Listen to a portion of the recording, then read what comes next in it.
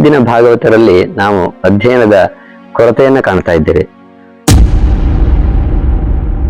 ಬರೇ ಸ್ವರ ಒಂದಿದ್ರೆ ಸಾಕೆ, ತಾಳವನ್ನ ಬಿಟ್ಟುಕೊಂಡು ಅವನು ತನ್ನ ಟವೆಲ್ಲನ್ನ ಹೀಗೆ ಗಾಳಿ ಹಾಕೊಳ್ಳುವಂತಹದ್ದು ಅಥವಾ ಹೀಗೆ ಕಾಲರನ್ನ ಹೀಗೆ ಮಾಡುವಂತಹದ್ದು, ಈ ರೀತಿ ಎಲ್ಲ ಅವಾಂತರಗಳು ಸಲ್ಲ. ಅದನ್ನು ಮಾಡಲೇಬಾರದು. ಖಚಿತವಾಗಿ ರಾಗವನ್ನ ಬಳಸುವಂತಹ ಭಾಗವತರನ್ನ ಕಾಣ ಸಿಗುವುದೇ ಇಲ್ಲ. ಖುಷಿ ಬಂದ ಹಾಗೆ ರಾಗವನ್ನ ಬಳಸ್ತಾರೆ. ವಾಸಂತಿ ರಾಗವನ್ನ ಬೇಕಾಬಿಟ್ಟಿ ಬಳಸುವುದನ್ನ ನಾವು ನೋಡ್ತೇವೆ. ಚಾಲು ಕುಣಿತಗಳಲ್ಲಿ ಆಲಾಪನೆಯನ್ನ ಮಾಡಬಾರದು. ಅವರಿಗೆ ಬಿಟ್ಟಿರುವಂತಹದ್ದು, ಅಲ್ಲಿ ಚಂಡೆ ಮದ್ದಲೆಯವರೇ ಮುಖ್ಯ ಆಗಿರ್ತಾರೆ. ಕೆಲವು ಕಲಾವಿದರು ಪಾತ್ರವಾಗಿ ಮಾತನಾಡ್ತಾರೆ, ಇನ್ನು ಕೆಲವರು ಪಾತ್ರದ ಪರವಾಗಿ ವಕಾಲತ್ತು ಮಾತಾಡಿದ ರೀತಿಯಲ್ಲಿ ಸಂಭಾಷಣೆ. ಪ್ರೇಕ್ಷಕ ವಲಯದಲ್ಲಿ ಒಂದು ಪ್ರಶ್ನೆ, ಎಲ್ಲಕ್ಕಿಂತ ಹೆಚ್ಚು ಮುಖ್ಯವಾಗಿ ನಾನು ಕಾಣಿಸಿಕೊಳ್ಳಬೇಕು ಅಂತ ಬಂದಾಗ ಈ ರೀತಿಯ ಎಲ್ಲ ಬರುವಂತಹದ್ದು. ಇಡೀ ಪ್ರಸಂಗವನ್ನ ಅಧ್ಯಯನ ಮಾಡುವುದೇ ಇಲ್ಲ. ಯಾವುದೇ ಹೆಚ್ಚಿನ ಪಾತ್ರಧಾರಿಗಳು ಅವನು ಯಾವ ಪಾತ್ರವನ್ನ ಮಾಡ್ತಾನೆ ಅದಕ್ಕೆ ಬೇಕಾದ ಪದ್ಯವನ್ನ ಮಾತ್ರ ನೋಡಿಕೊಂಡಿರ್ತಾನೆ. ಪದ್ಯವನ್ನ ಎತ್ತುಗಡಿ ಮಾಡುವಾಗ ಕೆಲವು ಅರ್ಹತೆಗಳು ಬೇಕು.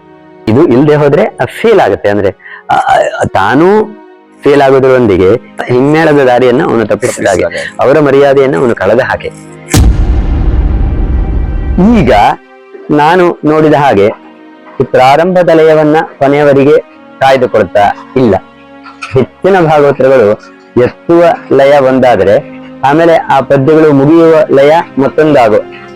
ಅವಲಿಗೆ ಪಯಣ ವೈಯ ಪ್ರಾಣ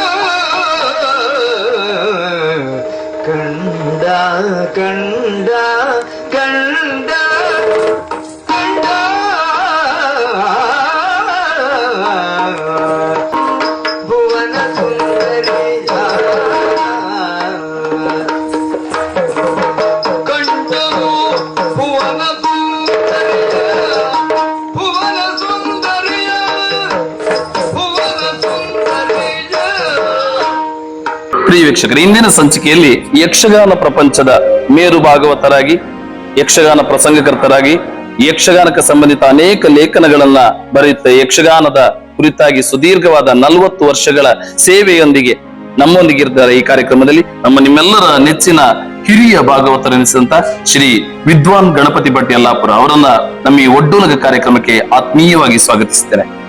ನಮಸ್ಕಾರ ವಿದ್ವಾನ್ ಗಣಪತಿ ಭಟ್ರೆ. ನಮಸ್ಕಾರ.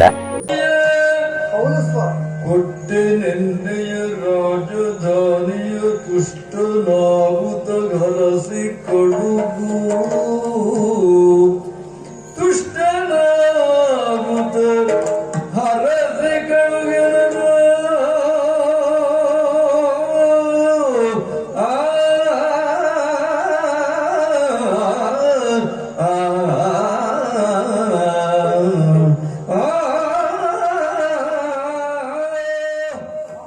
ಪ್ರಿಯ ವೀಕ್ಷಕರೇ, ಕಾರ್ಯಕ್ರಮವನ್ನು ನೋಡಿ ಹಾಗೆ ಸುಮ್ಮನಾಗಬೇಡಿ.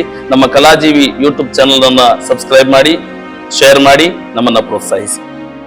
ನಮ್ಮ ಚಾನೆಲ್ ಅನ್ನು ಸಬ್ಸ್ಕ್ರೈಬ್ ಮಾಡಿ ಪ್ಲೀಸ್. ನಮಸ್ಕಾರ ವಿದ್ವಾನ್ ಗಣಪತಿ ಭಟ್ರೆ. ನಮಸ್ಕಾರ ವಿದ್ವಾನ್ ಗಣಪತಿ ಭಟ್ರೆ.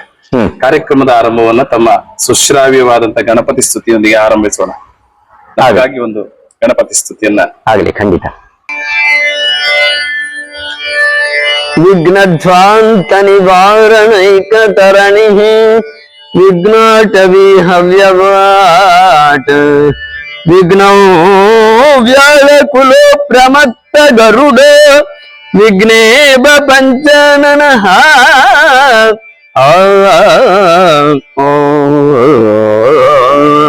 ವಿಘ್ನೋ ತುಂಗಗಿರಿ ಪ್ರಭೇದನ ಪವೆಗೆ ವಿಘ್ನಾಬ್ಧಿ ಕುಂಭೋದ್ಭವ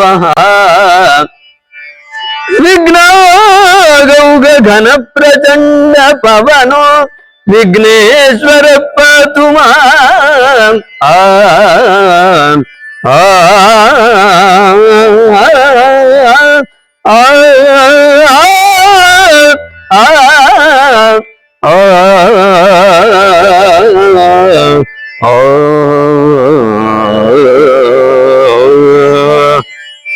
ವಿದ್ವಾನ್ ಗಣಪತಿ ಭಟ್ರೆ, ಹ್ಮ್ ಈ ಪ್ರದರ್ಶನಗಳಲ್ಲಿ ಹ್ಮ್ ಪದ್ಯವನ್ನ ಎತ್ತಿ ಕೊಡುವ ಒಂದು ಕ್ರಮ ಇದೆ ಕಲಾವಿದರು. ಹ್ಮ್ ಯಾವ ರೀತಿಯ ಪದ್ಯಗಳನ್ನು ಎತ್ತಿ ಕೊಡಬೇಕು ಎನ್ನುವಂತ ಪ್ರಜ್ಞೆ ಕಲಾವಿದರಿಗೆ ಇರಬೇಕು.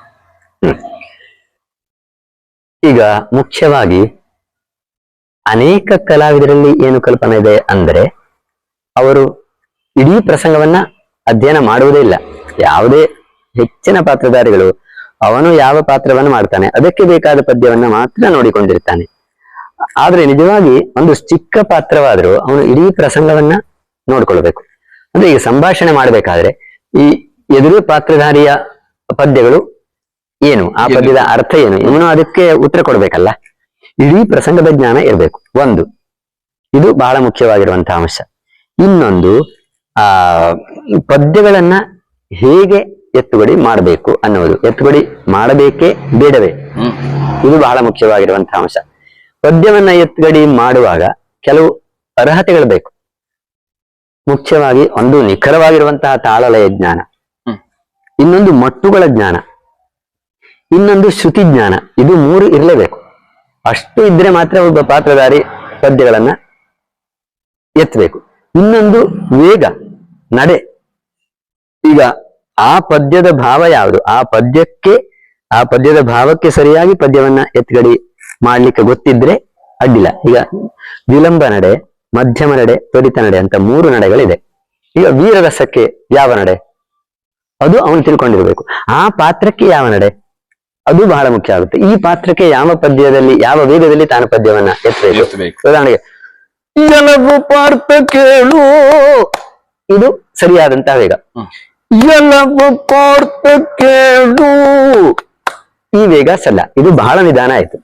ನಾನು ಮೊದಲು ಹೇಳಿರುವಂತಹ ಆ ಮಧ್ಯಮ ನಡೆ ಬೇಕು. ಕೆಲವು ಪಾರ್ಥ ಕೇಳು ಅಂತ ಗಿಡದೇನು, ಇದು ಅಲ್ಲ. ಹೀಗೆ ಈ ನಡೆಯ ಆ ಪಾತ್ರಕ್ಕೆ ಯಾವ ವೇಗದಲ್ಲಿ ತಾನು ಪದ್ಯವನ್ನ ಎತ್ಕೊಡಿ ಮಾಡಬೇಕು. ಇನ್ನೊಂದು ಹೌದು ಅನುಭವ ಬೇಕು. ಇನ್ನೊಂದು ಶ್ರುತಿ, ಖಚಿತವಾಗಿರುವಂತಹ ಶ್ರುತಿಯಲ್ಲಿ ಅವನು ಶ್ರುತಿ ಜ್ಞಾನ ಆ ಪಾತ್ರಧಾರಿಗೆ ಇದೆ ಅಂತಾದ್ರೆ ಅವನು ಪದ್ಯವನ್ನ ಎತ್ಕಡಿ ಮಾಡಬಹುದು. ಇನ್ನೊಂದು ಮಟ್ಟುಗಳು, ಮಟ್ಟುಗಳ ಜ್ಞಾನ. ಮಟ್ಟುಗಳ ಜ್ಞಾನ ಬಹಳ ಮುಖ್ಯವಾಗಿ ಬೇಕು. ಇದು ಇಲ್ಲದೆ ಹೋದ್ರೆ ಫೇಲ್ ಆಗುತ್ತೆ. ಅಂದ್ರೆ ತಾನೂ ಫೇಲ್ ಆಗೋದ್ರೊಂದಿಗೆ ಹಿಮ್ಮೇಳವನ್ನು ಅವನು ಹೌದು ಹಿಮ್ಮೇಳದ ದಾರಿಯನ್ನು ಅವನು ತಪ್ಪಿಸಿದ ಹಾಗೆ, ಅವರ ಮರ್ಯಾದೆಯನ್ನು ಅವನು ಕಳೆದ ಹಾಗೆ. ಈಗ ಅಂತಹ ಅನೇಕ ಅವಾಂತರವನ್ನ ನಾವು ನೋಡ್ತೇವೆ. ಹೆಚ್ಚು ವೀರರಸದ ಪದ್ಯಗಳಿಗೆ ಪದ್ಯವನ್ನ ಎತ್ತುಗಡಿ ಮಾಡಿದರೆ ಹೆಚ್ಚು ಪರಿಣಾಮ. ಯಾಕಂದ್ರೆ ತನಗೆ ಒಪ್ಪುವಂತಹ, ಅಂದ್ರೆ ಆ ಪಾತ್ರಧಾರಿ ತಾನು ಕಾಣಿಸಿಕೊಳ್ಳಬೇಕಾದ್ರೆ ಅವನು ಆ ವೀರರಸ ಪದ್ಯವನ್ನ ಹೆಚ್ಚು ಎತ್ತಿದ್ರೆ ಅದು ತುಂಬಾ ಪರಿಣಾಮ. ಇನ್ನು ಬೇರೆ ರಸಗಳ ಪದ್ಯಗಳನ್ನ ಎತ್ತಬಾರದು ಅಂತಿಲ್ಲ. ಯಾಕೆ ಎತ್ತುಗಡಿ ಮಾಡಬಾರದು, ಮಾಡದೇ ಇದ್ರೆ ಚೆನ್ನ. ಯಾಕಂದ್ರೆ ಅಷ್ಟು ಖಚಿತವಾಗಿರುವಂತಹ ರಾಗಜ್ಞಾನ ಶ್ರುತಿ ಜ್ಞಾನ ಇವನಿಗೆ ಬೇಕು ಪಾತ್ರಧಾರಿಗೆ.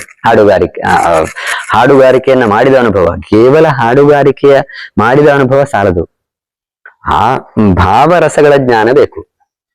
ಅಂದ್ರೆ ಇವನು ಸುಮ್ಮನೆ ಭಾಗವತರೊಂದಿಗೆ ಇವನು ಮಧ್ಯ ಮಧ್ಯದಲ್ಲಿ ಪದ್ಯವನ್ನ ಹೇಳಿದರೆ ಇವತ್ತು ನಾವು ಕಾಣ್ತೇವೆ ಕೇವಲ ಅವನ ಚಟಕ್ಕಾಗಿ ಅವನು ಭಾಗವತರೊಂದಿಗೆ ಪದ್ಯವನ್ನ ಹೇಳುವುದನ್ನ ನಾವು ಕಾಣ್ತೇವೆ. ಇದರಿಂದಾಗಿ ಭಾಗವತರ ಪದ್ಯವನ್ನ ಅವನು ಹಾಳು ಮಾಡಿದ ಹಾಗೆ. ಇನ್ನೊಂದು ಕವಿಯ ಪದ್ಯವನ್ನ ಹೇಳಬೇಕೇ ಬೇಡವೆ. ಕವಿ ಪದ್ಯವನ್ನ ಖಂಡಿತವಾಗಿ ಪಾತ್ರಧಾರಿ ಎತ್ತಲೇಬಾರದು. ಇವತ್ತು ಅದನ್ನು ಆ ಪದ್ಯವನ್ನು ಎತ್ತುವಂತಹ ಪದ್ಧತಿಯನ್ನ ನಾವು ನೋಡಿದ್ದೇವೆ. ಪದ್ಧತಿ ಅಲ್ಲ, ಅದು ತಪ್ಪು. ಆದ್ರಿಂದ ಆ ಕವಿ ಪದ್ಯಗಳನ್ನ ಖಂಡಿತವಾಗಿಯೂ ಎತ್ತಬಾರದು. ಮತ್ತೆ ಹೆಚ್ಚು ವೀರರಸದ ಪದ್ಯಗಳನ್ನ ಎತ್ತಿದಾಗ ಅದಕ್ಕೆ ಪರಿಣಾಮ ಹೆಚ್ಚು. ಹೀಗೆ ಇವಿಷ್ಟು ವಿಷಯಗಳನ್ನ ನಾವು ಹೇಳ್ಬೋದು. ವಿದ್ವಾನ್ ಗಣಪತಿ ಭಟ್ರೆ, ಹಿಂದೆ ಭಾಗವತನಿಗಿದ್ದಂತ ಸ್ಥಾನ ಮತ್ತು ಇಂದು ಈ ಭಾಗವತನಿಗಿರುವಂತ ಸ್ಥಾನದಲ್ಲಿ ಏನಾದ್ರು ವ್ಯತ್ಯಾಸಗಳಿದೆಯಾ ತಮ್ಮ ಒಂದು ಯಕ್ಷಾನುಭವದ ಅನುಭವದಲ್ಲಿ? ಒಂದು ದೃಷ್ಟಿಯಲ್ಲಿ ಹೇಳಿಕ್ ಹೋದ್ರೆ ಹಿಂದಿಗಿಂತಲೂ ಈ ಹೊತ್ತು ಭಾಗವತರಿಗೆ ಮನ್ನಣೆ ತುಂಬಾ ಇದೆ. ಮನ್ನಣೆ ಮತ್ತೆ ಸಂಪಾದನೆ ಎರಡು. ಆದ್ರೆ ಹಿಂದಿನ ಭಾಗವತರಲ್ಲಿ ಅಧ್ಯಯನ ಇತ್ತು ತುಂಬಾ. ಆದ್ರೆ ಇಂದಿನ ಭಾಗವತರಲ್ಲಿ ನಾವು ಅಧ್ಯಯನದ ಕೊರತೆಯನ್ನ ಕಾಣ್ತಾ ಇದ್ದೇವೆ. ಈಗ ಈ ಮನ್ನಣೆಯನ್ನ ಕಳೆದುಕೊಳ್ಳುವಂತಹದ್ದು ಮತ್ತೆ ನಾವು ಸಂಪಾದನೆಯನ್ನ ಮಾಡುವಂತಹದ್ದು ನಮ್ಮ ಹತ್ತಿರವೇ ಇರುವಂತಹದ್ದು.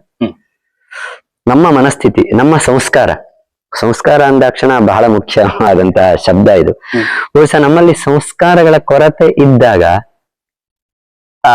ನಮ್ಮಲ್ಲಿ ಅನೇಕ ದೋಷಗಳು ಸೇರ್ತಾ ಹೋಗುವಂತಹದ್ದು. ಹಾಗಂತ ಅನೇಕ ಹಿಂದಿನ ಭಾಗವತರಲ್ಲಿಯೂ ನಾವು ಕೊರತೆಗಳನ್ನ ಕಾಣ್ತಾ ಇದ್ದೆವು. ಆದ್ರೆ ರಂಗಕ್ಕೆ ಬಂದಾಗ ಅವರು ಒಂದು ನ್ಯಾಯವನ್ನ ಒದಗಿಸ್ತಾ ಇದ್ರು. ರಂಗದಲ್ಲಿ ಒಟ್ಟಾರೆ ನಾವು ಇಂದಿನ ಸ್ಥಿತಿಗತಿಗಳನ್ನ ಗಮನಿಸ್ತಾ ಹೋದ್ರೆ ಪ್ರತಿಯೊಂದು ಕಲಾವಿದರಲ್ಲಿಯೂ ಅಧ್ಯಯನದ ಕೊರತೆಯನ್ನು ಕಾಣ್ತೇವೆ. ಉಳಿದ ಕಲಾವಿದರನ್ನು ಹೇಳುವುದಕ್ಕಿಂತಲೂ ಭಾಗವತರ ವಿಷಯವನ್ನೇ ನಾವು ತೆಗೆದುಕೊಳ್ಳುವಂತಹದ್ದು. ಭಾಗವತರಿಗೆ ಮುಖ್ಯವಾಗಿ ಬೇಕಾಗಿರುವಂತಹದ್ದು ಒಂದು ಸ್ವರ. ಇದು ಸ್ವಾಭಾವಿಕವಾಗಿ ಬೇಕೇ ಬೇಕು. ಸ್ವರ ಇಲ್ಲದೆ ಇದ್ರೆ ಅವನು ಭಾಗವತಿಗೆಯನ್ನು ಮಾಡ್ಲಿಕ್ಕೆ ಸಾಧ್ಯವೇ ಇಲ್ಲ. ಅದರೊಂದಿಗೆ ಬರೇ ಸ್ವರ ಹೊಂದಿದ್ರೆ ಸಾಕೆ. ತಮ್ಮ ಮಾತಿನ ಮಧ್ಯೆ ಕೇವಲ ಸ್ವರದಲ್ಲಿ ಇರುವಂತಹ ಭಾಗವತರುಗಳನ್ನ ಹೆಚ್ಚಾಗಿ ಕಾಣ್ತಾ ಇದ್ದೇವೆ. ಅವರಲ್ಲಿ ತಿಳುವ ಅನುಭವದ ಕೊರತೆ ಇದೆ. ಒಂದು ಮಟ್ಟಿನ ಪದ್ಯಗಳನ್ನು ಹೇಳುವಂತಹ ಚಾಕಚಕ್ಯತೆ ಇಲ್ಲದಿದ್ರು ಕೂಡ ಸ್ವರವನ್ನಿದ್ದರೆ ಸಾಕು ಎನ್ನುವಂತಹ ಅಭಿಮಾನಿಗಳ ಒಂದು ಹೆಗ್ಗಳಿಕೆ ಮೇಲೆ ಬಂದು ಆ ಒಂದು ಸ್ಥಾನದಲ್ಲಿ ಕುಳಿತುಕೊಂಡವರು ಕೆಲವರು ಇದ್ದಾರೆ ಎನ್ನುವಂತ ಮಾತುಗಳು ಕೇಳಿ ಬರ್ತಾ ಇದೆ. ಸ್ವರ ಒಂದೇ ಸಾಕೆ ಭಾಗವತಿಗೆ? ನಾನು ಈಗಾಗಲೇ ಹೇಳಿದ ಹಾಗೆ ಸ್ವರವೂ ಬೇಕು, ಸ್ವರ ಪ್ರಧಾನ ಅಂಶವೇ ಹೌದು. ಆದ್ರೆ ಸ್ವರ ಒಂದರಿಂದಲೇ ಅವನು ಭಾಗವತಿಗೆಯನ್ನ ಮಾಡ್ಲಿಕ್ಕೆ ಸಾಧ್ಯ ಆಗುದಿಲ್ಲ. ಉದಾಹರಣೆಗೆ ಈಗ ನಾನು ಈಗ 40 ವರ್ಷದ ನನ್ನ ಅನುಭವದಲ್ಲಿ ನನ್ನ ಮುಂದೆ ತುಂಬಾ ಜನ ಭಾಗವತರು, ಸ್ವರ ಇದ್ದ ಭಾಗವತರು ನನ್ನ ಒಟ್ಟಿಗೆ ಆ ಕಾಲದಲ್ಲಿ ಇದ್ರು. ಆದ್ರೆ ಇವತ್ತು ಅವರ ಹೆಸರು ಉಳಿದುಕೊಂಡಿಲ್ಲ. ಅಂದ್ರೆ ನಾನು ಈಗ ಪ್ರಧಾನ ಅತ್ಯಂತ ಮೇಲಮಟ್ಟಕ್ಕೆ ಹೋದಂತಹ ಭಾಗವತರ ವಿಷಯ ಅಲ್ಲ ನಾ ಹೇಳೋದು. ಈಗ ನನಗೆ ಸ್ವರವೊಂದೇ ಸಾಕು ಅಂತ ಗೊತ್ತು ಗಾಂಭೀರ್ಯದಿಂದ ಮೆರೆದಿರುವಂತಹ ಅನೇಕ ಭಾಗವತರು ಇವತ್ತು ಹೆಸರೇ ಇಲ್ಲ. ಅವರ ನಶಿಸಿ ಹೋಗಿದ್ದಾರೆ ಅವರು. ಆದ್ರಿಂದ ಸ್ವರವೊಂದೇ ಮುಖ್ಯ ಅಲ್ಲ. ಅದ್ರ ಒಂದಿಗೆ ಈಗ ಸ್ವರ ಒಂದು 70% ಸ್ವರ. ಯಾಕಂದ್ರೆ ಸ್ವರ ಇಲ್ಲದೆ ಇದ್ರೆ ಭಾಗವತಿಗೆ ಮಾಡ್ಲಿಕ್ಕೆ ಸಾಧ್ಯ ಇಲ್ಲ. ಆದರೆ 70% ಸ್ವರದ ಬಲದ ಮೇಲೆ ನಾನು ಹಾಡ್ತೇನೆ ಅಂತ ಆದ್ರೆ ಹೆಚ್ಚು ವರ್ಷ ಹಾಡ್ಲಿಕ್ಕೆ ಆಗೋದಿಲ್ಲ. ಸ್ವರ ಇದ್ದಷ್ಟು ವರ್ಷ ಹಾಡ್ಬೋದು. ಉದಾಹರಣೆಗೆ ಈಗ ಕುಣಿಯುವವರಿಗೆ ಅವನು ದೈಹಿಕ ಬಲ, ಅವನಿಗೆ ದೈಹಿಕ ಬಲ ಎಷ್ಟು ವರ್ಷ ಸಾಧ್ಯ ಇದೆ ಅಷ್ಟು ವರ್ಷ ಕುಣಿಬಹುದು. ಭಾಗವತನು ಹಾಗೆ ಕಂಠತ್ರಾಣ ಎಲ್ಲಿವರೆಗೆ ಇದೆಯೋ ಅಲ್ಲಿವರೆಗೆ ಅವನು ಹಾಡ್ಬೋದು. ಆದ್ರೆ ಕಂಠತ್ರಾಣ ಕಡಿಮೆ ಆದ್ಮೇಲೆ ಸ್ವರ ಇಲ್ಲ ಅಂತಾದ್ರೆ ಅವನು ಅವಾಗ ನಿಸ್ಸಹಾಯಕ, ಅವನನ್ನು ಯಾರು ಕೇಳುವುದೂ ಇಲ್ಲ. ಆದ್ದರಿಂದ ಸ್ವರದೊಂದಿಗೆ ಸಾಹಿತ್ಯ ಜ್ಞಾನ ಇದು ಬಹಳ ಮುಖ್ಯ. ಇವತ್ತು ನಾವು ಸಾಹಿತ್ಯಗಳನ್ನು ತುಂಬಾ ತಪ್ಪು ಹಾಡುವಂತಹದ್ದನ್ನ ಕೇಳ್ತೇವೆ. ಇದು ಬಹಳ ಲಕ್ಷ್ಯ ವಹಿಸುವಂತಹದ್ದು. ಮೊದಲನೇ ಅಂಶ ಸಾಹಿತ್ಯ ಜ್ಞಾನ. ಇನ್ನೊಂದು ಒಳ್ಳೆಯ ಖಚಿತವಾಗಿರುವಂತಹ ತಾಳ ಲಯ ಜ್ಞಾನ. ನಾವು ಅದ್ರ ಬಗ್ಗೆ ಆಮೇಲೆ ಬೇಕಾದ್ರೆ ಹೇಳೋಣ.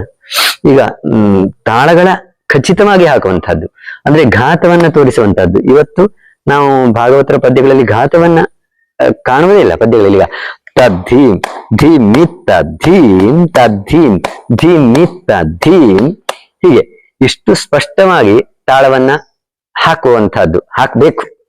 ಅಲ್ಲಿ ನಾವು ಘಾತವನ್ನ ತೋರಿಸ್ತಾ ಇರ್ಬೇಕು.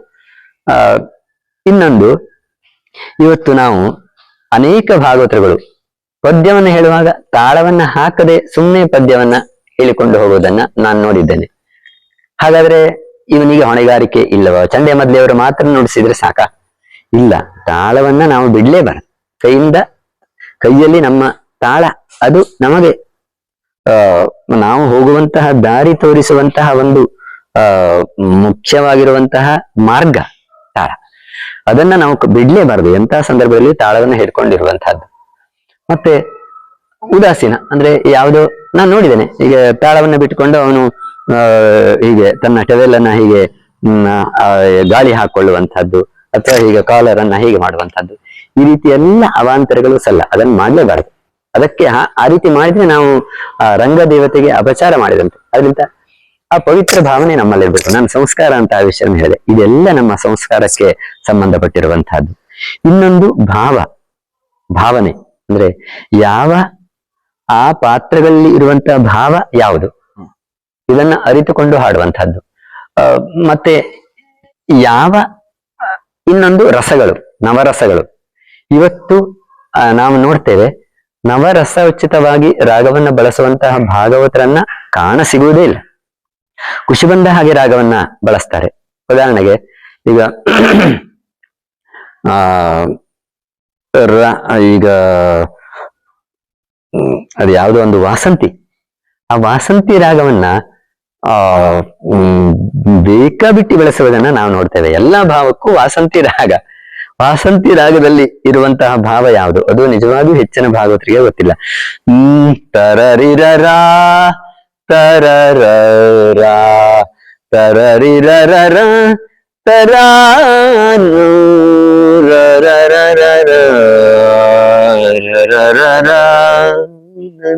ವಾಸಂತಿ ರಾಗ ನಂಗೆ ಅಷ್ಟು ಸರಿಯಾಗಿ ಗೊತ್ತಿಲ್ಲ. ನಾನು ಬೇರೆಯವರನ್ನು ಕೇಳಿ ಈಗ ಹಾಡ್ತಾ ಇದ್ದೇನೆ. ಸ್ವರ ಗೊತ್ತಿಲ್ಲ ಅಂತಲ್ಲ, ಅದನ್ನ ನಾನು ಅಭ್ಯಾಸ ಮಾಡಬಹುದು, ಆದ್ರೆ ಅದನ್ನ ಹೆಚ್ಚು ಹಾಡ್ಲಿಲ್ಲ. ಈ ರಾಗದಲ್ಲಿ ಯಾವ ಭಾವ ಇದೆ? ಈ ರಾಗದಲ್ಲಿ ಒಂದು ರೀತಿ ಹತಾಶೆ, ನಿರಾಶೆ, ಹತಾಶೆ ಭಾವಗಳು ಇರುವಂತಹದ್ದು. ಇದನ್ನ ನಾನು ಕೇಳಿದ್ದೇನೆ. ನೋಡಿದನು ಕಲಿ ರಕ್ತ ಬೀಜನು ಅನ್ನುವ ಈ ಭಾಮಿನಿಗೆ ಇದನ್ನು ಬಳಸುವಂತಹದ್ದನ್ನು ನೋಡಿದ್ದೇನೆ. ಅಲ್ಲಿ ರಕ್ತ ಬೀಜನಿಗೆ ದೇವಿಯನ್ನ ಕಂಡಾಗ ಏನಾಯ್ತು? ಅವನಿಗೆ ದುಃಖ ಆಯ್ತೆ? ಇಲ್ಲ. ಹತಾಶೆ ಆಯ್ತೆ? ಇಲ್ಲ. ದೇವಿ ಅವಳು ಅನೇಕ ರಾಕ್ಷಸರನ್ನ ಕೊಂದಿದ್ದಾಳೆ. ಅವಳು ಜಗನ್ಮಾತೆ, ಇಡೀ ಜಗತ್ತಿಗೆ ಮಾತೆ ಅವಳು. ಸಾಕ್ಷಾತ್ ಮಹಾಕಾಳಿ, ಮಹಾಲಕ್ಷ್ಮಿ, ಮಹಾಸರಸ್ವತಿ ಸ್ವರೂಪಳು, ತ್ರಿಗುಣಾತ್ಮಿಕ ದುರ್ಗಾ ಅಂತ ಅವಳನ್ನು ಕರೀತಾರೆ.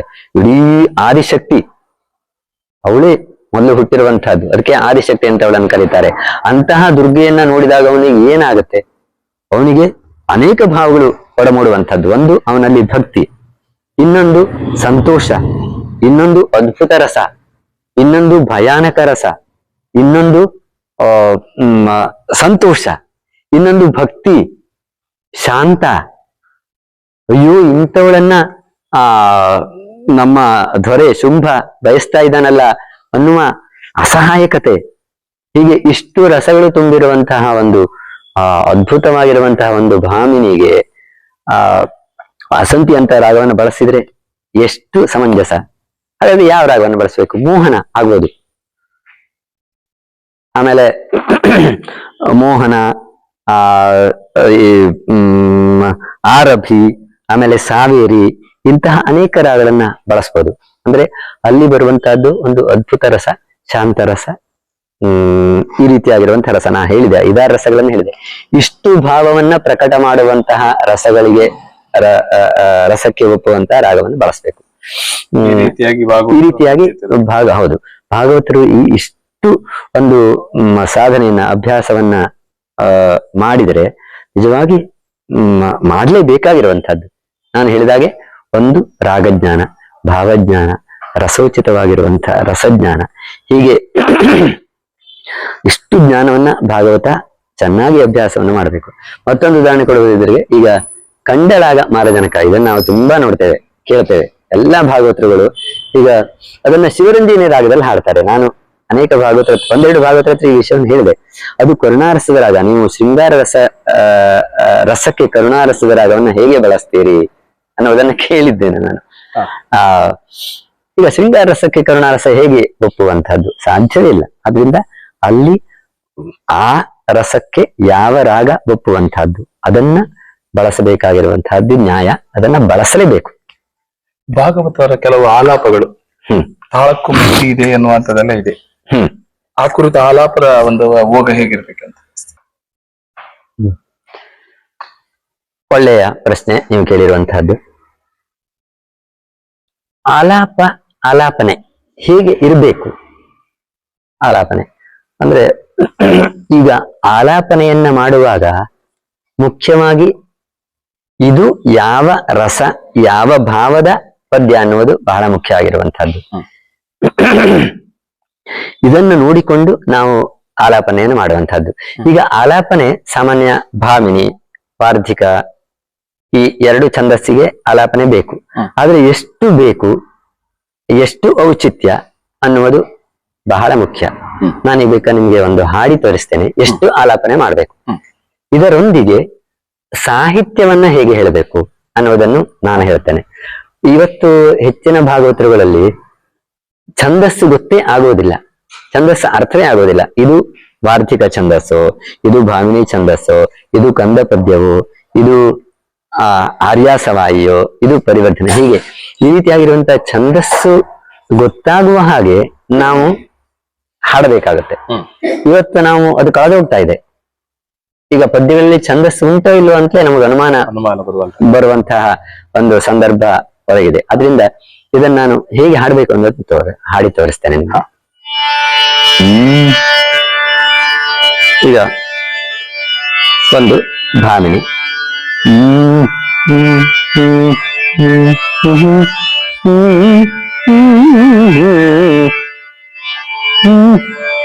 ಈಗ ಕೃಷ್ಣ ಸಂಧಾನ. ಕೊಡವಿಗೋಸುಗ ನೀವು ನಿಜ ಸೋದರರು ಅನ್ನುವ ಒಂದು ಭಾಮಿನಿ. ಇದು ನಾನು ಹೆಚ್ಚು ಇದು ಭೈರವಿ ರಾಗದಲ್ಲಿ, ಆ ಭಾವಕ್ಕೆ ಭೈರವಿ ರಾಗ ಹೆಚ್ಚು ಸೂಟ್ ಆಗುವಂತಹದ್ದು. ಇದನ್ನು ಹಾಡಿ ತೋರಿಸ್ತೇನೆ ನಿಮಗೆ. ಇದು ಭಾಮಿನಿ ಛಂದಸ್ಸು, ರಾಗ ಭೈರವಿ. ಕೊಡವಿಗೋಸುಗ ನೀವು ನಿಜ ಸೋದರರು ಹಳಚುವಿರೇಕೆ ಭೂಮಿಯು ಸ್ಥಿರವದಾರಿಗೆ ನೀವು ಪಾಂಡವರ ಕವಿರೆ ನಾವು ಹರುಷಗೊಂಬೆವು ಸರ್ವತೆ ಸಂಗರವು ಬೇಡೈ ನಿನಗೆ ಸಾರಿದೆ. ಹರುಷಗೊಂಬೆವು ಸರ್ವತೆ ಸಂಗರವು ಬೇಡೈ ನಿನಗೆ ಸಾರಿದೆ. ಮರಳಿಗರಿಗಂಚಾದರೆಂಬ ಕೀರ್ತಿ ಬಗುದೆಂದ. ಮರಳಿ ಹರಿಹಂಚಾದರೆಂಬ ಕೀರ್ತಿ ಬಗುದೆಂದ.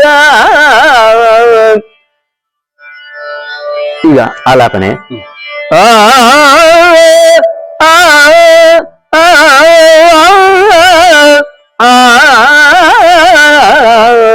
ಆ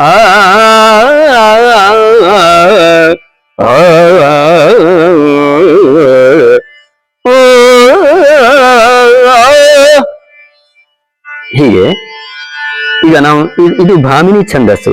ಈ ಭಾಮಿನಿ ಛಂದಸ್ಸನ್ನ ನಾವು ಇಟ್ಟುಕೊಂಡೇ ಹಾಡ್ಬೇಕು. ಕೊಡವಿಗೋಸುಗ ನೀವು, ಹೀಗೆ ಇಲ್ಲಿ ಭಾಮಿನಿ. ಇದು ಭಾಮಿನಿ ಅಂದ್ರೆ ನಮ್ಮ ತ್ರಿಪುಟೆ ತಾಳದ ತ್ವರಿತ ತ್ರಿಪುಟೆ ತಾಳದ ಛಂದಸ್ಸಿನಲ್ಲಿ ಇರುವಂತಹದ್ದು ಭಾಮಿನಿ ಛಂದಸ್ಸು. ಅದರಿಂದ ಈ ತಾಳವನ್ನ ನಾವು ತೋರಿಸ್ತಾ ಇರ್ಬೇಕು. ಅಂದ್ರೆ ತಾಳದಲ್ಲಿಯೇ ಹಾಡ್ಬೇಕು ಅಂತಲ್ಲ, ಆದ್ರೆ ಭಾಮಿನಿಯಲ್ಲಿ ಒಂದು ಛಂದಸ್ಸು, ಭಾಮಿನಿ ಅನ್ನೋದು ಒಂದು ಛಂದಸ್ಸು. ಆ ಛಂದಸ್ಸಿಗೆ ನಾವು ಹೇಗೆ ನ್ಯಾಯವನ್ನ ಒದಗಿಸಬೇಕು, ಇದು ಬಹಳ ಮುಖ್ಯ ಆಗಿರುವಂತಹದ್ದು. ಹೀಗೆ ಮತ್ತೆ ಯತಿ ಅಂದ್ರೆ ನಿಲುಗಡೆ ಅಂತ ಹೇಳ್ತಾರೆ. ಯತಿ ಅಂದ್ರೆ ನಿಲುಗಡೆ, ಒಂದು ಸಾಲಿನಲ್ಲಿ ಸಾಹಿತ್ಯವನ್ನ ಎಲ್ಲಿ ನಿಲ್ಲಿಸಬೇಕು ಅನ್ನುವಂತಹದ್ದು. ಈಗ ಇನ್ನೊಂದು ವಾರ್ಧಿಕ ಪದ್ಯವನ್ನ ತಗೊಳ್ಳುವ.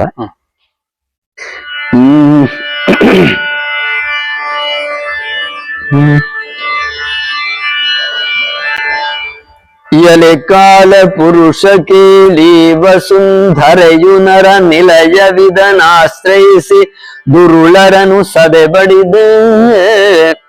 ಇಲ್ಲಿಗೆ ಒಂದು ಪಾದ ಮುಗಿತು, ಒಂದು ವಾರ್ಧಿಕದ ಒಂದು ಪಾದ ಮುಗಿತು. ಇಲ್ಲಿ ನಿಲ್ಲಿಸಬೇಕು.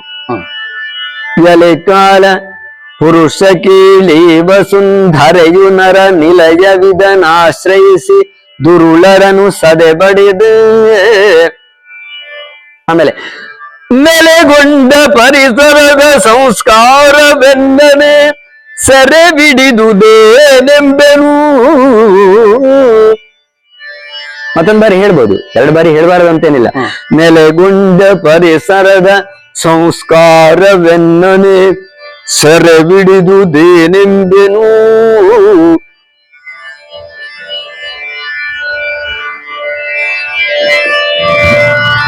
ಮುಂದಿನ ಅರ್ಧ ಭಾಗ ಇರುವಂತಹದ್ದು ನೆನಪಿಗೆ ಬರೋದಿಲ್ಲ. ಅಂದ್ರೆ ನಾವು ಆ ನಿಲುಗಡೆ, ಇದಕ್ಕೆ ಯತಿಸ್ಥಾನ ಅಂತ ಹೇಳಿದ್ದಾರೆ, ಅದನ್ನ ಅಲ್ಲಿಗೆ ಸರಿಯಾಗಿ ನಾವು ನಿಲ್ಲಿಸಬೇಕು. ನೆನಪಾಯ್ತು. ತಳುವ ದೈನಿ ತಂದು ನೀ ಪೇಳಿದೆ ವಿಷಯವನು. ತಳುಬದೈ ತಂದು ನೀ ಸೂಚಿಸಿದ ವಿಷಯವನು. ಕಳವಳವು ಬೇಡೆಂದು ನಿರ್ಜವೇಧಿಪಗೆ ಪೇಳ್. ತಿಳುಗಿ ಲೋಕಾಂತರವ ಗೈವೆ ನೀ ವಿಷಯಕಿನ್ ಅನುಮಾನ ಬೇಡೆಂದನು. ಆ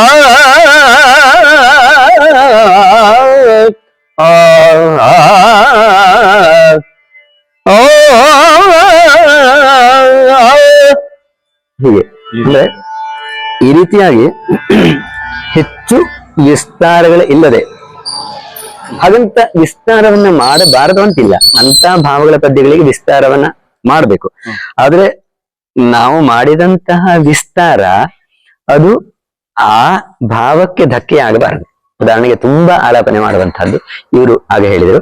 ಮುಂದೆ ತಾಳ ಮುಗಿದ ಮೇಲೂ ಆಲಾಪನೆ ಬೇಕೇ ಬೇಡವೆ ಅನ್ನುವುದು ಇಲ್ಲ. ತಾಳದ ಒಟ್ಟಿಗೆ ಆಲಾಪನೆ, ಈ ತಾಳದ ಪದ್ಯಗಳಲ್ಲಿ ತಾಳದ ಒಟ್ಟಿಗೆ ಆಲಾಪನೆಯನ್ನು ಮುಗಿಸ್ಬೇಕು. ಮತ್ತು ಹೆಚ್ಚು ಇದ್ರೆ ಅದು ಅಷ್ಟು ಸಮಂಜಸವಲ್ಲ. ಇನ್ನೊಂದು ನಾವು ಮುಖ್ಯವಾಗಿ ಗಮನಿಸುವಂತಹ ವಿಷಯ ಅಂದ್ರೆ, ಈಗ ನಾವು ತಾಳಗಳ ಪದ್ಯವನ್ನ ಹೇಳ್ತೇವೆ. ತಾಳಗಳ ಪದ್ಯವನ್ನ ಹೇಳುವಂತಹ ಸಂದರ್ಭದಲ್ಲಿ ನಮ್ಮ ಪದ್ಯಗಳು ಅಭಿನಯಕ್ಕೆ ಪೂರಕವಾಗಿ ಇರಬೇಕಾಗಿರುವಂತಹದ್ದು, ಅಲ್ಲಿ ಮುಗಿಯುವಂತಹದ್ದು. ಆದ್ರೆ ಇದು ಚಾಲು ಕುಣಿತ ಆಗುವಾಗ ಆಲಾಪನೆ ಬೇಕೇ ಬೇಡವೆ ಅನ್ನುವಂತಹ ಒಂದು ಪ್ರಶ್ನೆ ಬೇಡ. ಆಲಾಪನೆ ಅಂದ್ರೆ ಮುಖ್ಯವಾಗಿ ರಾಗದ ಸಂಚಾರವನ್ನ ಸರಿಯಾಗಿ ಮಾಡುವಂತಹದ್ದೇ ಮುಖ್ಯ. ಮತ್ತೆ ಭಾವಪ್ರಧಾನವಾಗಿ ರಸೋಚಿತವಾಗಿ ರಾಗಗಳನ್ನ ಬಳಸಿ ಅಲ್ಲಿ ನಾವು ಆ ಭಾವರಸಗಳಿಗೆ ನ್ಯಾಯವನ್ನ ಒದಗಿಸುವಂತಹದ್ದು ಮುಖ್ಯ. ಆದ್ರಿಂದ ಪದ್ಯಗಳಲ್ಲಿ ಹೆಚ್ಚು ಆಲಾಪನೆ ಬೇಕಾಗಿಲ್ಲ. ಇನ್ನು ಅದೇ ಚಾಲು ಕುಣಿತಗಳಲ್ಲಿ ಆಲಾಪನೆಯನ್ನ ಮಾಡಬಾರದು. ಯಾಕಂದ್ರೆ ಹಾಗೆ ಮಾಡುವುದರಿಂದ ನಮ್ಮ ಕಂಠಶೋಷಣೆ. ಮತ್ತೆ ಯಾಕೆ ಅವರಿಗೆ ಬಿಟ್ಟಿರುವಂತಹದ್ದು, ಅಲ್ಲಿ ಚಂಡೆ ಮದ್ದಲೆಯವರೇ ಮುಖ್ಯ ಆಗಿರ್ತಾರೆ ಚಾಲನ್ನ ನುಡಿಸುವಾಗ. ನಾವು ನಮ್ಮದು ಹಾಡು, ನಾವು ಪದ್ಯಗಳಿಗೆ ಪಾತ್ರಧಾರಿಗೆ ನಾವು ಅಭಿನಯಿಸಲಿಕ್ಕೆ ಅನುಗುಣವಾಗಿ ಮಾತ್ರ ನಾವು ನಮ್ಮನ್ನ ತೊಡಗಿಸಿಕೊಳ್ಬೇಕು. ಚಾಲಿನ ಸಂದರ್ಭದಲ್ಲಿ ನಾವು ಸರಿಯಾಗಿ ತಾಳವನ್ನ ಗಟ್ಟಿ ಹಿಡಿದುಕೊಳ್ಳುವಂತಹದ್ದು. ಮತ್ತೆ ನಾವೆಲ್ಲ ಆಲಾಪನೆಯನ್ನು ಮಾಡಿದ್ರೆ ನಮ್ಮ ಕಂಠ ಶೋಷಣೆ ವ್ಯರ್ಥ. ಆದ್ರಿಂದ ಆಲಾಪನೆಯನ್ನು ಅಲ್ಲಿ ಮಾಡಬಾರದು. ಇದು ಬಹಳ ಮುಖ್ಯ. ಈ ಕೆಲವು ಸಂದರ್ಭಗಳಿಗೆ ಪ್ರೇಕ್ಷಕ ವಲಯದಲ್ಲಿ ಒಂದು ಪ್ರಶ್ನೆ ಇದೆ. ಕೆಲವರು ಕಲಾವಿದರು ಪಾತ್ರವಾಗಿಯೂ, ಇನ್ನು ಕೆಲವು ಕಲಾವಿದರು ಪಾತ್ರದ ಪರವಾಗಿಯೂ ರಂಗದಲ್ಲಿ ಒಂದು ವಾದಕ್ಕೂ ಅಥವಾ ರಂಗದಲ್ಲಿ ಆ ಪಾತ್ರದ ಪರವಾಗಿ ವಕಾಲತ್ತು ಮಾಡಿದಂತ ಒಂದು ಸಂಭಾಷಣೆ ಕಂಡು ಬರ್ತಾ ಇದೆ ಅನ್ನುವಂಥದ್ದು. ಈ ಕುರಿತು ತಮ್ಮ ಗಮನಕ್ಕೆ ಏನಾದ್ರು ಇದ್ರ ಕುರಿತು ಏನ್ ಹೇಳ್ತೀರಿ? ಅಂದ್ರೆ ಪಾತ್ರವಾಗಿ ಮಾಡಿದರೆ ಉಚಿತವೋ, ಅದ್ರ ನಿಮ್ಮ ಪ್ರಶ್ನೆ? ಕೆಲವು ಕಲಾವಿದರು ಪಾತ್ರವಾಗಿ ಮಾತನಾಡ್ತಾರೆ, ಇನ್ನು ಕೆಲವರು ಪಾತ್ರದ ಪರವಾಗಿ ವಕಾಲತ್ತು ಮಾತಾಡಿದ ರೀತಿಯಲ್ಲಿ ಸಂಭಾಷಣೆ. ಪ್ರೇಕ್ಷಕ ವಲಯದಲ್ಲಿ ಒಂದು ಪ್ರಶ್ನೆ. ಅರ್ಥ ಆಯ್ತು. ಈಗ ಮುಖ್ಯವಾಗಿ ನಾವು ಕೃಷ್ಣನು, ರಾಮನು, ಕೌರವನು, ಕಂಸನು, ಅತಿಕಾಯನು ಆ ಪಾತ್ರಗಳನ್ನ ನಾವು ವಹಿಸ್ತೇವೆ, ಪಾತ್ರಧಾರಿಗಳು. ನಾವು ಹಿಂದಿನ ಪಾತ್ರಧಾರಿಗಳನ್ನ ನೋಡ್ತಾ ಇದ್ದೀವಿ, ಯಕ್ಷಗಾನ ಆಟಗಳಲ್ಲಿಯೇ ಆಗ್ಲಿ ಅಥವಾ ತಾಳಮದ್ದಲೆಗಳಲ್ಲೇ ಆಗಲಿ, ಅವರು ಪಾತ್ರವೇ ತಾನಾಗಿ ಅಭಿನಯಿಸ್ತಾ ಇದ್ರು. ಅವರು ಈಗ ಮಾಗಧನ ಕರ್ಣ ಕಳವಳಿಸಿತು ಅಂತ ಹೇಳುವಾಗ ಅವನು ಮಾಗಧನೇ ಆಗಿರ್ತಾ ಇದ್ದ. ಅವನಿಗೆ ಅಷ್ಟು ಒಂದು ಭಯ ಆಗಿದೆ. ಕಂಸ ಸ್ವಪ್ನವನ್ನ ಕಂಡ ಅಂತಾದ್ರೆ ಅವನಿಗೆ ಅಯ್ಯೋ ಎಂತ ದುಸ್ವಪ್ನವನ್ನ ಕಂಡೆ ಅನ್ನುವ ಆ ಭಾವ. ಅವನು ನಿಜವಾಗಿ ತಾನು ಕಂಸನೇ ಆಗ್ತಾ ಇದ್ದ, ತಾನು ದುಷ್ಟಬುದ್ಧಿಯೇ ಆಗ್ತಾ ಇದ್ರು ಹಿಂದಿನ ಪಾತ್ರಧಾರಿಗಳು, ಅದು ಆಟದಲ್ಲಿ ಆಗಲಿ ಅಥವಾ ತಾಳಮದ್ದಲೆಗಳೆಲ್ಲ ಆಗಲಿ. ಮುಖ್ಯವಾಗಿ ತಾಳಮದ್ದಲೆ ಕ್ಷೇತ್ರ ಒಂದು ಮಾತುಗಾರಿಕೆಯ ಪ್ರಧಾನ ಅಂಶ ಅಲ್ಲಿ. ಹಾಗೆ ಮಾತುಗಾರಿಕೆಯ ಪ್ರಧಾನ ಅಂಶ ಆದರೂ ಮಾತುಗಾರಿಕೆಯನ್ನೇ ವಿಜೃಂಭಿಸುವುದು ಮುಖ್ಯ ಅಲ್ಲ. ಯಾಕಂದ್ರೆ ಅಲ್ಲಿ ಭಾವ ಇದೆ, ಅಲ್ಲಿ ಅದು ಕಥಾನಕವಾಗಿ ಅಲ್ಲಿ ನಾವು ಕೊಡಬೇಕಾಗುವಂತಹದ್ದು. ಅಲ್ಲಿ ವೇಷ ಇಲ್ಲ, ಕುಣಿತ ಇಲ್ಲ, ಇದು ಎರಡು ಅಂಶ ಇಲ್ಲ, ಅಭಿನಯ ಇಲ್ಲ. ಈ ಮೂರು ಅಂಶಗಳು ಇಲ್ಲ ಎಂದ ತಕ್ಷಣ ಅದು ಪ್ರವಚನ ಅಲ್ಲ. ಅವನು ಪಾತ್ರಧಾರಿಯಾಗಿಯೇ ಅವನು ಪಾತ್ರೋಚಿತವಾಗಿ ಪಾತ್ರಧಾರಿಯಾಗಿಯೇ ಅವನು ಮಾತಾಡಬೇಕಾಗಿರುವಂತಹದ್ದು. ಆದ್ದರಿಂದ ಇನ್ನು ಪಾತ್ರದ ಪರ ವಕಾಲತ್ತು ಅಂತ ನೀವು ಹೇಳಿದ್ರಿ, ಇದು ಖಂಡಿತ ಸಲ್ಲ. ಏನಿದ್ದರೂ ಅವನು ಕೃಷ್ಣ, ಕೌರವ.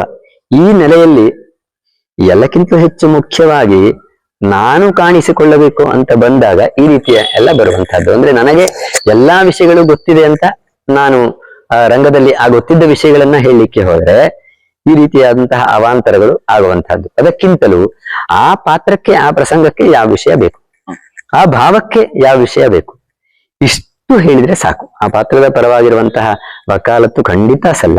ಮತ್ತೆ ಮುಖ್ಯವಾಗಿ ಪಾತ್ರ ಆಗ್ಬೇಕು. ಅವನು ನವರಸಗಳನ್ನ ಚೆನ್ನಾಗಿ ತಿಳಿದುಕೊಂಡು ಆ ನವರಸಗಳನ್ನ ತನ್ನಲ್ಲಿ ಅವನು ಆವಾಹಿಸಿಕೊಂಡು ಅವನು ಪಾತ್ರಗಳನ್ನು ನಿರ್ವಹಿಸಿದ್ರೆ ಈ ಯಾವುದೇ ಅವಾಂತರಗಳು ಆಗೋದಿಲ್ಲ.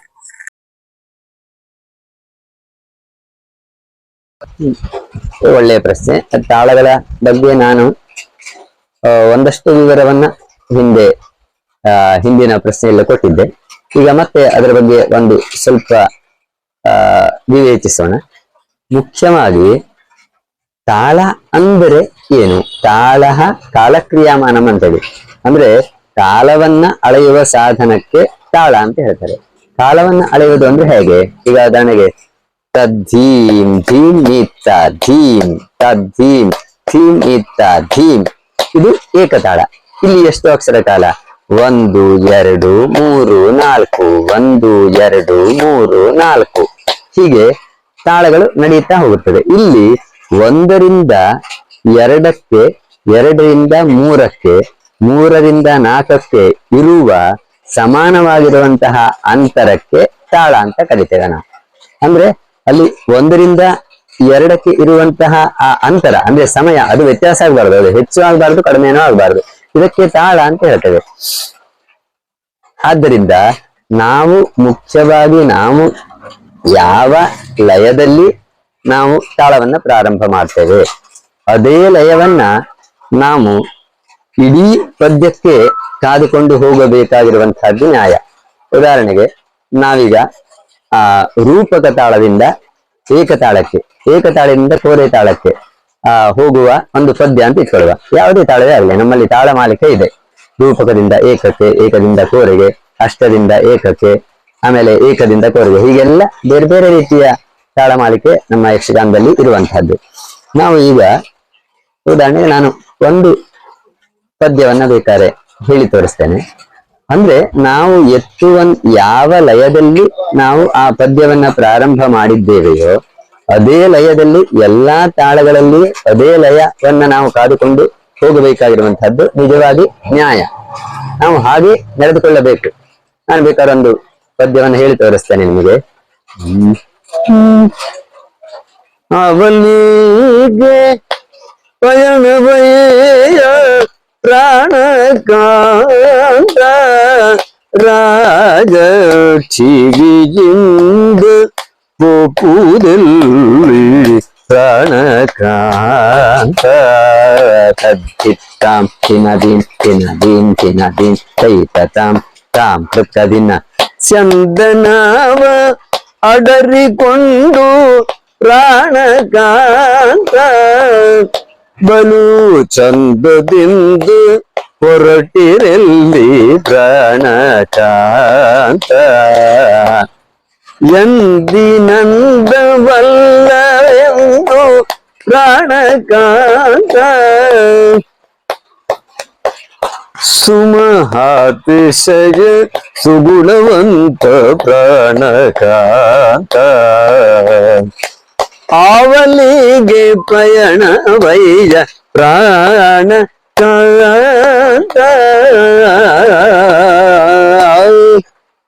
ಹೀಗೆ ನಾವು ಪ್ರಾರಂಭದಲ್ಲಿ ಯಾವ ಲಯವನ್ನ ತೆಗೆದುಕೊಂಡಿರ್ತೇವೋ ಅದೇ ಲಯವು ಎಲ್ಲಾ ತಾಳಗಳಿಗೂ ಈ ಸರಿಯಾಗಿ ಒಂದೇ ಲಯದಲ್ಲಿ ಇರುವಂತಹದ್ದು ನಿಜವಾಗಿ ಸರಿಯಾದ ಕ್ರಮ. ಇನ್ನು ಅಪವಾದವಾಗಿ ಒಂದು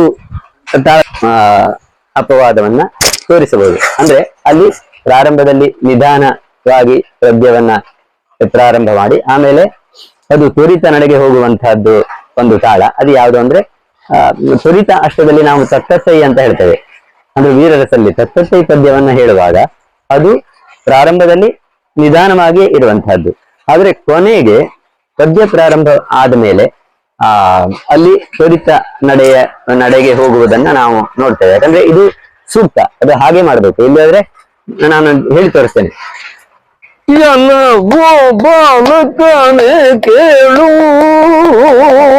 ತಿನ್ನದೇನ್ ಇನ್ನದೇನ್ ಚಾಕೃತ್ಕ ತಿನ್ನೋದೆ ಚಾಕೃತ್ಕ ತಿನ್ನೋದು ಧೇಮ್ ಧೇಮ್ ಧೇಮ್ ಧೇಮ್ ಧೇಮ್ ಧೇಮ್ ಧೇಮ್ ಧೇಮ್ ಧೇಮ್ ಧೇಮ್ ಧೇಮ್ ತೋ ದಿನ್ನ ತಕ ದಿನ್ನ ತೈತ ದಿನ್ನ ಕೆಲವು ಬಾಲಕನೇ ಕೇಳು ನಮ್ಮಯ ಕುರು ಬಲವನಿ ಸಮರದೊಳು ಗೆಲಿದೆನನ್ನು ಹಿಗ್ಗ ಬೇಡವೆಂದೆತ್ತನು ಉರುತರ ಕಣೆಗಳನ್ನು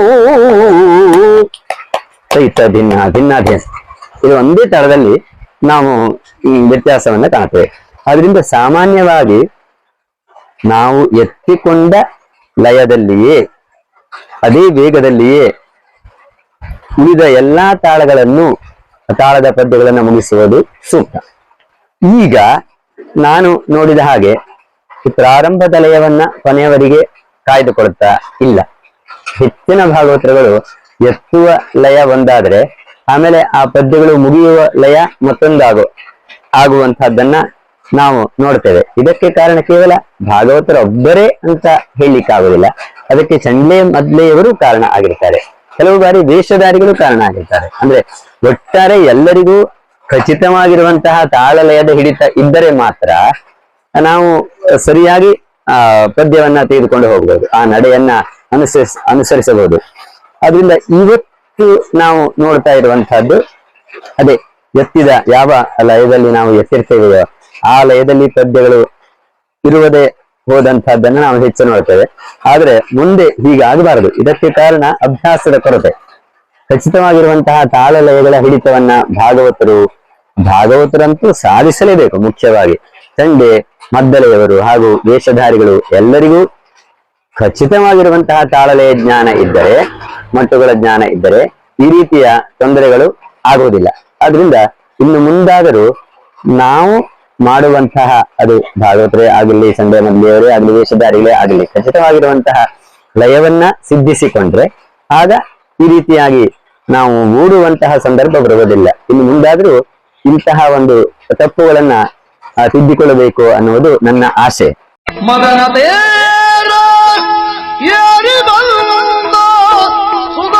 ಯಕ್ಷಗಾನ ಕಲಾವಿದರ ಬದುಕಿನ ಕತೆ, ವ್ಯತೆ, ನೋವು ನಲಿವುಗಳನ್ನ ಅನಾವರಣಗೊಳಿಸುವ ನಮ್ಮ ಕಲಾಜೀವಿ ಯೂಟ್ಯೂಬ್ ಚಾನೆಲ್ ನ ಸಬ್ಸ್ಕ್ರೈಬ್ ಮಾಡಿ, ಶೇರ್ ಮಾಡಿ, ನಿಮ್ಮವರಿಗೆಲ್ಲ ತಲುಪಿಸುವ ಮೂಲಕ ನಮ್ಮ ಪ್ರಯತ್ನಕ್ಕೆ ತಮ್ಮ ಪ್ರೋತ್ಸಾಹವಿರಲಿ.